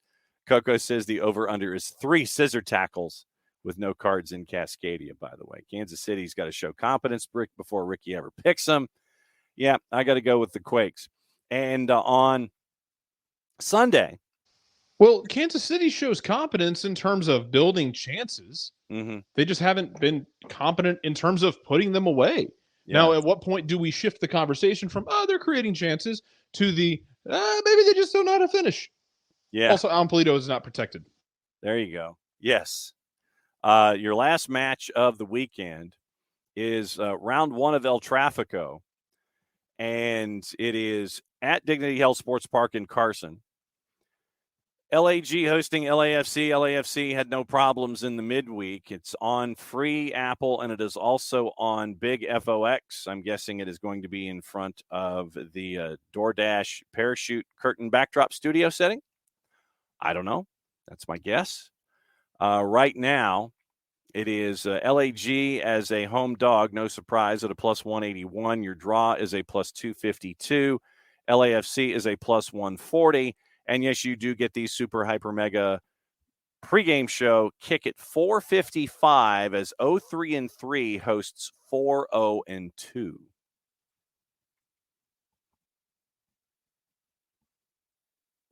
Early you're done. I was waiting for the shoe to drop. Okay. No. The shoe's going to drop on the Galaxy's face. Okay. And, bam, don't worry about it. You worried about Vancouver too. You worry. It's okay. I worry about my teams as well. You'll be fine. Yep. Coco says LAFC wins. LAG continues the protest against Chris Klein. Chris Klein has said that if they don't make the playoffs, he's resigning after the end of the season. The fan base is already like, well, there's the door. Don't let it hit you on the way out, and don't be shy about it. Ricky, if LAFC don't win the match by 2+, they're fraudulent. And bam, in all honesty, this is what Galaxy fans should do. Attend the game and chant for the first 15 minutes, then walk out of the stadium. And, well, Ricky, I don't even know if the Galaxy, I don't know if LAG are going to even make a 9 seed. I really honestly don't. I mean, if you look at things right now in the West, it is Seattle, St. Louis City, LAFC at 14 points. This will be their 7th match. Everybody else is chasing their 7th or 8th. FCD, Minnesota United, and the Quakes are 4, 5, and 6. Houston right now is your 7 at 9 points. Vancouver is at 9 points. Austin is at 7 points. And so with the 5 teams remaining in the West, if you don't think that 9 is your 9, who exits? So LAG can make up, right now it would be 4 points. But after losing, I mean, look, it is three losses and 3 draws in their first 6 matches. It is RSL at 6 points, Rapids at 6, Timbers at 5, Galaxy and Sporting at 3 points each. The only reason that the Galaxy are ahead is because they've scored 1 more goal. Yeah, I mean, let's look at the bottom half of the table. Like, yeah. Minnesota seems like they're fine. If nothing else, Minnesota's good defensively. That's going to really help them long term. Great job.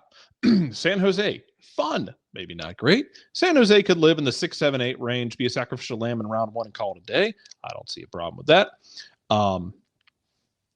Austin, Houston's tricky. Like Ben Olsen, like we didn't even go over the line for that game, but I like Houston going to New York because look, I think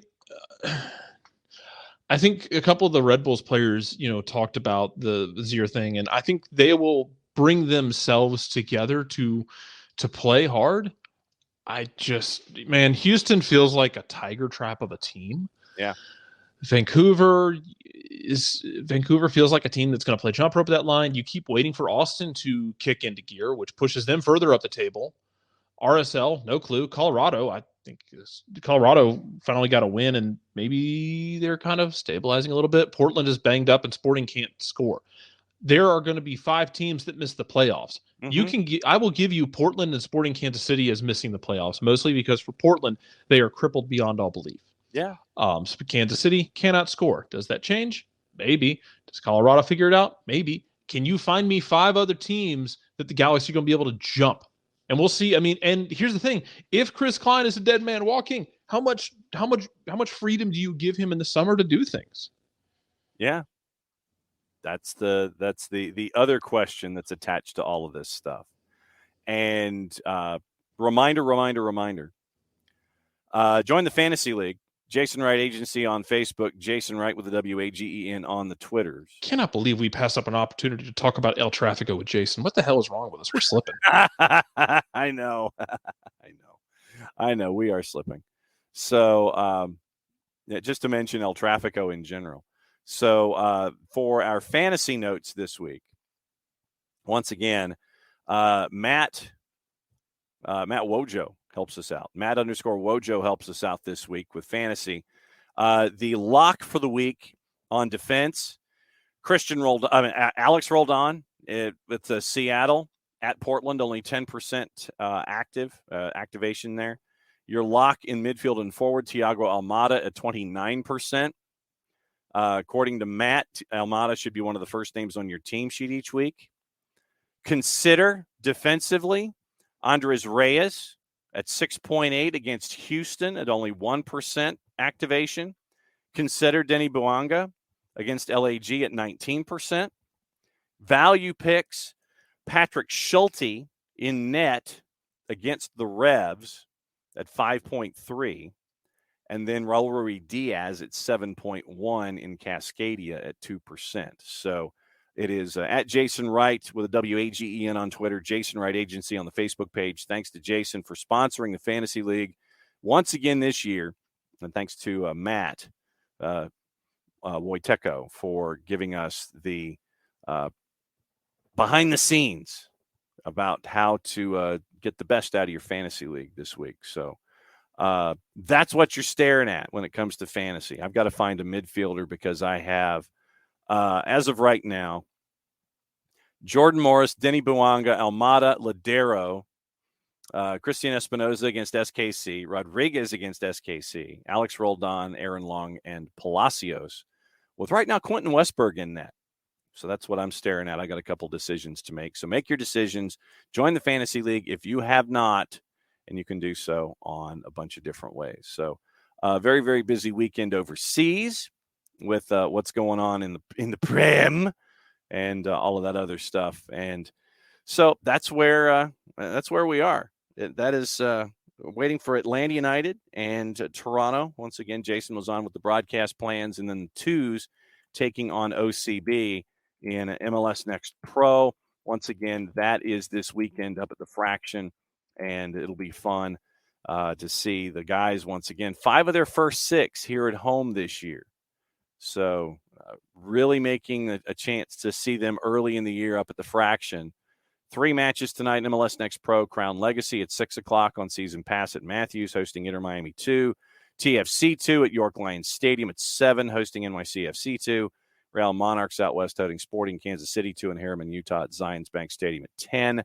And on Sunday, 7:30 is kick time with Atlanta United 2 and OCB. So we'll be on at 7:15. We'll go through the pregame show, get you caught up with what happened with OCB and Atlanta United 2. And all that kind of stuff. So that is your weekend in Major League Soccer and MLS Next Pro. Jarrett, what's on your mind before we go? Not a lot. Just should be a good weekend. I'm looking forward to it. Also looking forward to getting upset once again and coming in Monday morning angry again at the lack of production quality that exists in MLS Next Pro because they don't actually take it seriously from a broadcast perspective. So whatever. I'm preemptively mad about it. There's nothing that's going to change that. I'm just going to be grumpy about it. Nothing wrong with that, because what we want is for it to be a good representation of the league in all of its. Don't tell people to watch something and then make them watch it through a potato that was used to show an episode of Ally McBeal in 1997. Yes, exactly. And Jen Krakowski, by the way, in Schmigadoon, she still wins. Just went ahead and said that. All right. So once again, that's our stuff. Thanks to all of you guys for hanging out with us this week. Thanks to Michael Parkhurst for coming on and talking about some really tough stuff this morning. Thanks to all of y'all. Thanks to Jason for coming on for the Weekend Whiparound. Patent pending, trademark coming sooner rather than later. Hopefully, probably, possibly, maybe. And broadcasts on the weekend. So it'll be a very, very fun weekend here domestically and internationally. We'll talk about it all again on Monday. Jarrett, send us home. Moja Plati, y'all. What he said, because it's the end of the show. Play it safe, everybody. We'll see you Monday. That means I get to do this.